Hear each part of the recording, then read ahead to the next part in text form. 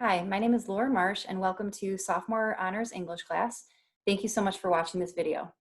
So here's my contact information. lmarsh@d211.org is probably the easiest way to get in contact with me.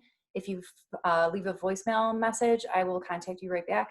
But if you send an email to and you say, I prefer to talk about this issue over the phone or over Zoom, we can set up a time, no problem. So in terms of what it means to be in an honors class, it means that we're going to be moving at a faster pace.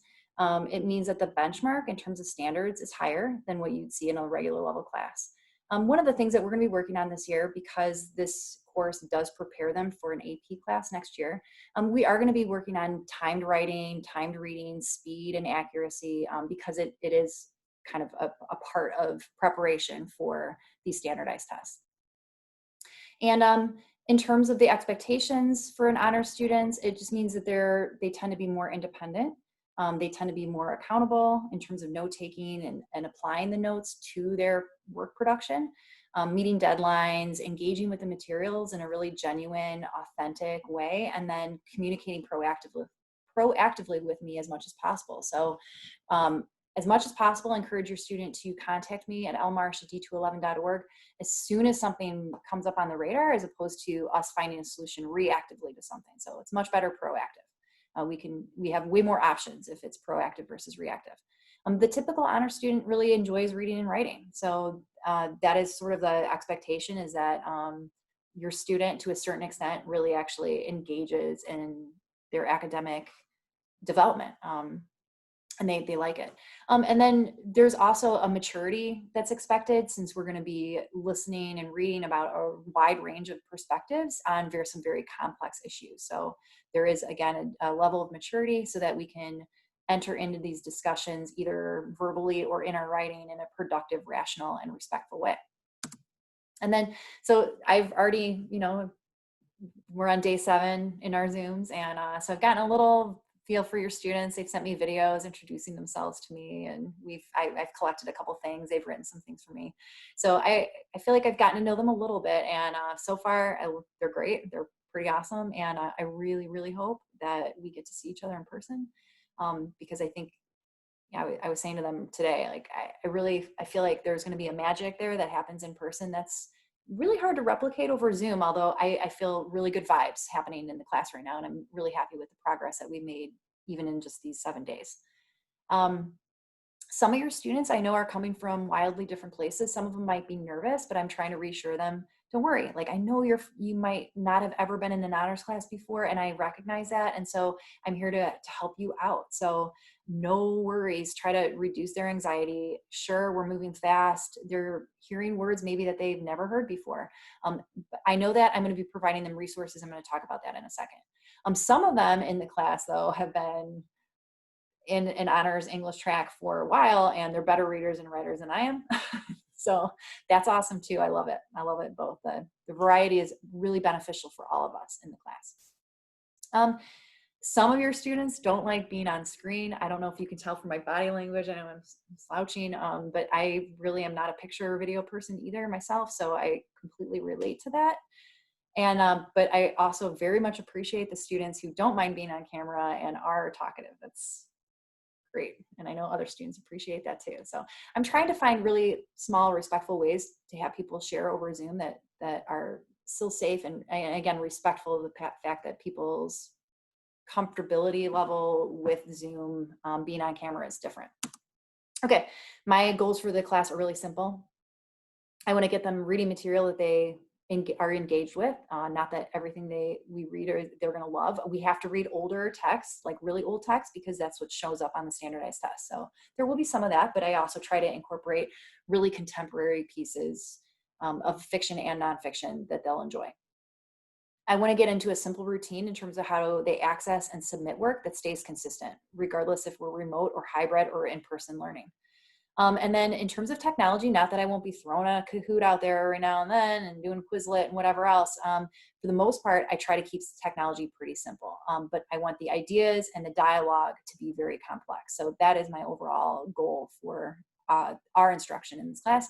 I want to improve their writing skills with clear instruction and feedback that sometimes is individualized, but then sometimes is group feedback. Like if I notice that a lot of people are making one particular error, I will say like, here's some samples, sentences, here's the error, let's get it out of our writing. And then another important goal of mine is to create opportunities for students to work and explore ideas together, because that is a really big component of an educational piece, is to collaborate, to bounce ideas off each other and to learn from each other. So I'm going to keep that in there. But just, having said that, we are going to spend more time reading and writing in class time than we are talking. That way your student will have less homework without sacrificing the skill development that they need for the AP track. So that is what's going to happen. Like they're going to be reading and writing more than they will be talking. And that's good. That's okay. Here's our critical learning standards. So you can see, and these are posted on the syllabus too. And then the grading scale that I use, that's set by the district and standard. My grade breakdown is also pretty standard for the district. It's formative, summative, but then I also include a third category called the unweighted category, which doesn't count for or against your student. So that is a way for me to record things, to pump out data to the student and to you without it penalizing them in terms of their grade. So things like our pre-scores, you already see a pre-reading score in Infinite Campus. When we do SAT prep, grammar stuff, little things like that are going to go into that unweighted. If there's a permission slip that I need to send out to you and collect from students, that might go into the unweighted category. So formative is practice, group work. So there's going to be more assignments in the formative category. Summative are going to be those assessments, and that primarily comes through their writing. Okay, and on Schoology, how I've organized the folders is, you see, I'm going to bundle them in groups of 10. So you're going to see the days, and then these days are going to turn into dates. So they'll have the date range, and then I'll move the folder that we're currently working on up at the top so that students can easily access the information and know exactly where it is. The most current folder is on Schoology. The assignments are posted in 2 different places. Typically, they're going to be in the day folder when we did the assignment, and then they're also going to be posted and attached to the assignment in the upcoming section. So what you see here, I don't know why I'm pointing like this, because I don't think it means anything to you right now. I don't know what I'm doing. Okay, sorry. You can find the course syllabus in day 2. It's pretty standard. It goes through some Zoom behavioral expectations and plagiarism, academic dishonesty or honesty issues. It's, again, pretty standard. It's forms that I got from the district. So it's nothing I created. It's pretty formula for the building, pretty standard. This is a good example day of like what a typical day looks like. We might do some housekeeping stuff, or I might be going over some information. Then there's going to be a reading assignment, and then there's going to be a worksheet of analysis or some sort of task alongside to go coincide with the reading assignment. On the bottom half of the sheet, on the slide, what you see is these videos. What these videos are, and there will be other resources posted in individual folders. These are additional resources for those students, like I said, that I'm very aware of, who are coming from different classes. Maybe this is their first time taking an honors course. So I might be talking about analysis and annotation, and they might be like, I don't know what you're talking about. So what I do is I post videos from other sources, so they get a break from my hearing my voice. They hear somebody else explain it in a different way. They see different examples. So I try to find those additional resources to help support the students that need it. But it's up to them to take the initiative to use those resources. It's nothing that I check up on. Like, I'm not going to check up on your student and say, did you watch that video? I know you were struggling with analysis versus summary. That's on them. So I make it easy for them to identify that they're struggling with identifying analytical sentences versus summary sentences, but I will not force them to watch additional videos that their classmates are not watching. They have to kind of decide for themselves what they need to do to be successful. I'm here, though, whenever they need me, just email.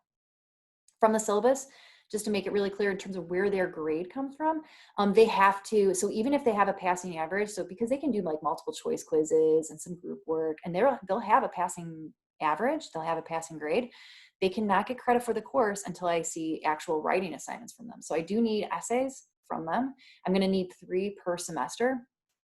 And then one speech, which they're going to do one informative speech one semester and a persuasive speech second semester. So I need actual writing from them in order to give them credit for the class, which makes sense. It's English, so I kind of have to see writing for it. So, you know.